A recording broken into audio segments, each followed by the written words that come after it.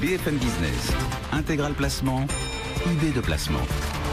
Le sort des professionnels du patrimoine et celui des épargnants, leurs sorts sont liés. La réglementation a récemment évolué pour les professionnels du patrimoine, les conseillers en gestion de patrimoine. On pense particulièrement à MIF 2, obligation de transparence accrue vis-à-vis des clients et de vous-même particuliers. Les CGP sont donc obligés de s'adapter, de muter. On va en parler avec deux experts. Stéphane Van Nuffel, que vous connaissez bien pour netinvestissement.fr. Bonjour Stéphane. Bonjour Guillaume, bonjour Cédric. Et Stéphane Dubois, un autre Stéphane, responsable lui, Stéphane Dubois, du développement commercial d'Upsideo. Bonjour.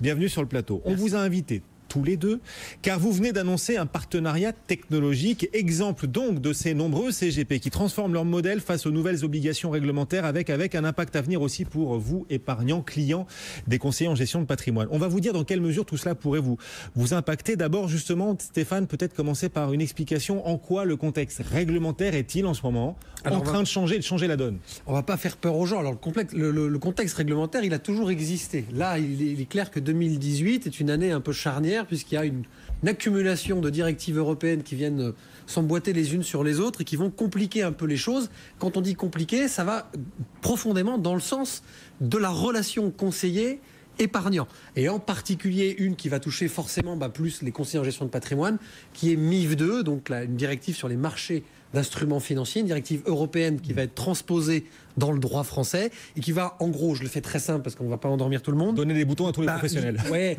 non, c'est pas ça, c'est que ce soit le banquier ou le conseiller en gestion de patrimoine, l'indépendant, non indépendant, ça va mieux définir le cadre de la relation, la connaissance client, l'envergure de la mission et surtout le résultat de cette mission, la rémunération, etc. etc. Donc la transparence, en fait. Il y a une sorte de transparence, mais qui me semble d'une logique d'un point de vue commercial, étant moi plutôt face à un client en B2C, comme on dit, quelque chose qui devrait être déjà le cas depuis des années.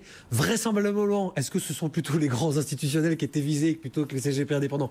Peu importe, mais voilà, on va définir qui est indépendant, qui ne l'est pas, à quel moment je suis rémunéré et comment, quelle est l'envergure finalement de mon intervention et ma responsabilité. On va donner la parole à Stéphane Dubois pour Upsideo dans un instant, mais justement c'est dans ce contexte où le métier, les caractéristiques, le cadre en tout cas dans lequel les CGP évoluent et font leur métier, fabriquent des solutions pour les particuliers, ce cadre change et vous avez décidé chez Net Investissement de nouer ce partenariat technologique avec Upsideo pour répondre à ces nouvelles exigences. Il faut nous expliquer là le lien. Alors il n'est pas que technologique. Oui, technologique bien sûr, Stéphane vous l'expliquera bien mieux que moi.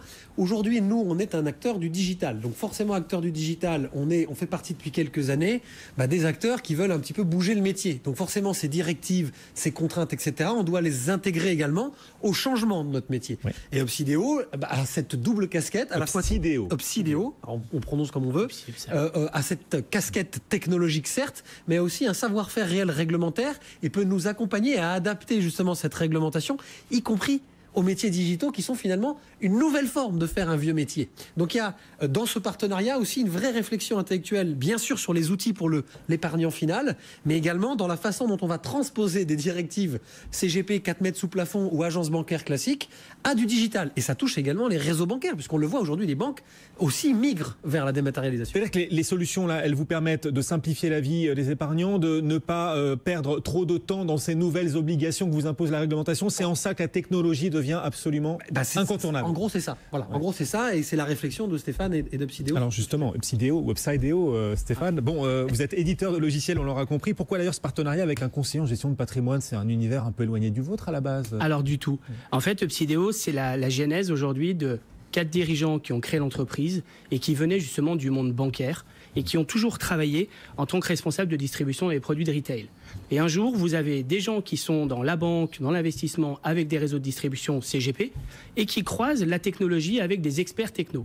Et là, vous avez une mayonnaise qui se perd, parfaite, entre des gens qui ont une expérience métier extraordinaire et pointue de plus de 20 ans cumulés aujourd'hui, et à côté de ça, la techno, l'IT, pour faire quoi? Quand un conseiller en gestion de patrimoine aujourd'hui a pour des obligations réglementaires de donner tout un tas de process de documents. Stéphane disait une chose intéressante. Avec Net Investissement, on s'est aperçu d'une chose importante et on est content de les accompagner parce que là où on travaillait... Eh oui, mais là où on travaillait en format papier avant, ou quand moi j'étais CGP, puisque j'ai travaillé 16 ans dans le métier, eh bien... En format papier, je mettais plus de 3 à 4 heures pour remplir tous les documents administratifs. Aujourd'hui, avec nos solutions, en respectant tout point de la réglementation, en retrouvant tous les documents obligatoires qu'il aura, il pourra faire la même activité en à peine 35 minutes.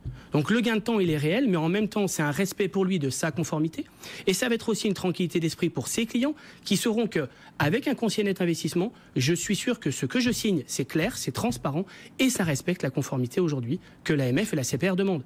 Parce qu'une petite variante qu'il faut comprendre, c'est que si vous travaillez dans ce vieux métier que je connais par cœur, à l'ancienne en format papier, ce n'est pas la même conformité que si vous le travaillez en numérique.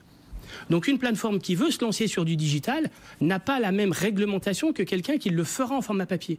Ça va très bien dans le KYC, ce qu'on appelle la découverte client, mais aussi dans la lutte contre le blanchiment d'argent et le financement de terrorisme. Ah oui. Et c'est ça qui est important. Nous, on a réussi à créer un module de KYC, aujourd'hui de découverte client, qui permet à Stéphane en quelques minutes de scanner et de faire un scoring du profil risque de son client. Ensuite, de l'adapter au marché cible DDA, automatiquement, avec des sélections de contrats. DDA. Et en plus, la directive des assurances, pour faire attention à la qualité du marché cible du contrat par rapport aux particuliers. Et ça, une autre couche réglementaire. Une autre couche réglementaire supplémentaire qui arrive. Et là, aujourd'hui, il le ferait en papier, mais il aurait un mal de chien à pouvoir respecter toute la conformité à chaque étape. Ou alors, il prendrait automatiquement moins de clients. Ouais. Du coup, c'est un outil de survie pour beaucoup de CGP. Je vous pose la question parce qu'en effet, il y a beaucoup de petits cabinets de conseillers en gestion de patrimoine qui ont du mal face à ces nouvelles obligations, qui n'ont pas les outils juridiques, qui n'ont pas le personnel pour y passer autant de temps. C'est très gentil de la part de Stéphane de parler de net investissement. Bien entendu, vous imaginez bien que ce type d'outil va surtout aider énormément aussi les autres CGP indépendants, parce que vous savez, j'ai l'habitude bien sûr de défendre ma paroisse, mais également de défendre mon métier, parce que je pense qu'à partir du moment où on travaille individuellement bien, on sert le collectif et vice-versa. Donc clairement, aujourd'hui, il y a un intérêt pour l'épargnant dans le gain de temps, dans la transparence et surtout dans la mise à disposition d'outils, parce que je le redis, les grands réseaux bancaires vont devoir aussi passer par cette étape, parce que donc il y a une notion de pédagogie. L'épargnant aujourd'hui, c'est déjà le cas. C'est déjà fait dans les réseaux bancaires. Vous n'êtes pas le premier, Stéphane. Oui, si vous voulez. D'accord. C'est pas toujours le cas, mais pas forcément toujours digitalisé. Et donc vous passez 1h30 à ouvrir un PEA. Alors que finalement, c'est plus jouable dans le monde dans lequel on vit d'instantanéité. Maintenant, très important, nous on a un modèle chez Net Investissement qui est un peu particulier. C'est là où on s'est beaucoup retrouvé à la fois avec Stéphane par rapport à sa propre expérience. Nous on fait du figital. Ça veut dire qu'on fait bien sûr, on fait du figital. Je sais que vous aimez pas. Cédric préfère. Je vais me tourner vers Cédric. C'est du figital. On a à la fois un outil informatique pour faire de la digitalisation et de la dématérialisation, mais on continue à être présent régionalement face à des clients qui ont besoin de voir encore physiquement. L'outil Upsideo est super parce que je peux vous dire que bien sûr à distance avec un client à l'étranger, etc., c'est super parce qu'on dématérialise, on gagne du temps, mais quand vous avez votre petite tablette, vous êtes face à votre client physiquement, c'est-à-dire à l'ancienne, ce que je fais moi depuis 16 ans, parce que je suis le vieux modèle, moi je suis le T1000, je sors ma tablette et devant mon client je vais faire tout le procédure, et on n'est plus dans la notion de je sors une ramette de papier, il y a aussi la notion de développement durable dans tout ça, donc on s'inscrit vraiment dans la notion de sens. Eh ben oui, on parle aujourd'hui. Vous faites feu de tout bois là, attendez. Bah non, Cédric, n'oubliez pas que là on est en train de parler aujourd'hui d'inscrire dans les statuts de nos sociétés notre raison d'être et le sens de notre métier. Je suis désolé, ça en fait partie aussi. Et là, on est que c'est Net Investissement. Si vous imaginez un très gros réseau bancaire, c'est aussi très important pour eux de s'inscrire dans cette dynamique. Ceux qui prendront du retard dans l'équipement technologique face à cette nouvelle réglementation, ils n'auront pas d'autre choix que de relever les frais. C'est une vraie question là que je vous pose. Parce que c'est du perte de temps, besoin de personnel. Relever les frais, je suis pas tant sûr parce qu'il y aura un plafond de verre à un moment donné avec la concurrence directe. Ils vont avoir un problème par contre, ceux qui ne passeront pas au digital. Et je dis pas qu'ils pourront pas survivre, je ne dis pas ça.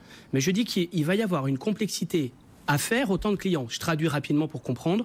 Quand un cabinet indépendant seul peut gérer 120 clients en parfait accord avec la réglementation, ce que demande l'ACPR et l'AMF, puisque le recueil d'informations, la LCBFT, lutte contre le blanchiment d'argent, c'est codifié, le temps que je vais passer pour 120 clients, j'ai fait une année de travail. Si je veux avoir 200, 300 ou 400 ou 500 ou 1000 clients, je ne pourrai pas. C'est-à-dire que si je digitalise pas, je peux pas gagner de temps. Si je gagne pas de temps, je peux pas être sur le terrain. Si je suis pas sur le terrain, je fais pas ma vente. Donc à un moment donné, vous êtes obligé de gagner du temps sur vos process et de remplir par l'auto-remplissage, par tout un tas d'actes aujourd'hui pour éviter le papier. Et à la fin du process, si on continue dans ce sens-là, tout le monde va devenir fintech. C'est les fintech, c'est le modèle fintech qui rentre dans le quotidien des CGP traditionnels là ou pas? Aujourd'hui, nous, on est classé dans la catégorie RedTech, donc réglementation et techno, avec la grande maison, les fintech, mais aujourd'hui, on est plutôt dans la réglementation et technologie. Alors, c'est vrai que nos structures, on équipe aussi, bien sûr, quelques gros institutionnels. On reconnaîtra certains grands de la place Vendôme ou de certains au carrefour des Champs-Élysées qu'on équipe aussi en marque blanche. Voilà. Mais Stéphane est à Bordeaux, lui. Voilà. Et Stéphane est à Bordeaux et on a plaisir d'aller voir régulièrement. Paroxysme avec Net Investissement. Mais l'avantage, c'est de pouvoir accompagner aujourd'hui des cabinets comme Stéphane avec Net Investissement et aussi d'autres petits CGP plus petits de taille, mais qui veulent rester indépendants dans leur coin et pouvoir les Et à un moment, il faut le faire quand même d'un seul coup, cet investissement, cette bascule technologique, Stéphane, en termes de budget pour vous, par exemple. Enfin voilà, on se met à la place aussi des autres CGP qui nous écoutent. À un moment, il y a une année qui est compliquée. C'est sûr que pour un institutionnel de la place Vendôme, c'est moins compliqué de mettre des budgets sur la table pour ce genre de choses. Mais là, alors, sans déraper, moi, je ne crois pas au 100% en fintech, je ne crois pas au 100% dématérialisation, je vous l'ai déjà expliqué.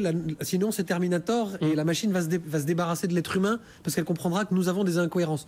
Heureusement, ces incohérences. De l'autre côté, elle n'aura plus de clients. Et en plus, elle n'aura plus de clients. Voilà IBM sens, essaye. Le sens commun de l'être humain que la machine n'aura jamais, c'est la remarque de Cédric. Maintenant, ce qui est très important, c'est de se dire que de toute façon, notre métier, Guillaume, et vous recevez beaucoup de gens qui tournent autour du métier du patrimoine, à tous les niveaux, que ce soit des fournisseurs de produits, des distributeurs et même des clients, parce qu'on l'est tous.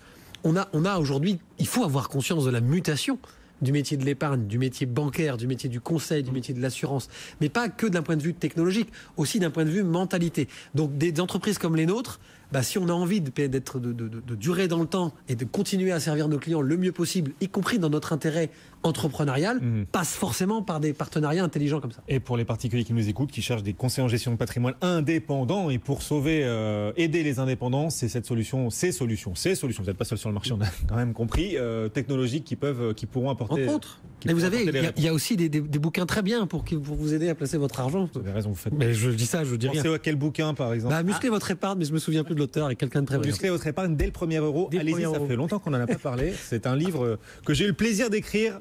Voilà, pour vous apporter plein d'idées de solutions pour épargner. Vous voyez, il n'y a pas besoin de ça c'est pas vu, faire de l'autopromo, il n'y a pas besoin de... Exactement. Merci beaucoup à tous les deux. Merci à vous. Voilà, ce monde des CGP qui se transforme et qui va impacter aussi les particuliers, cette nouvelle réglementation qui émerge. Stéphane Van Nuffel, Net Investissement, et Stéphane Dubois pour Upsideo.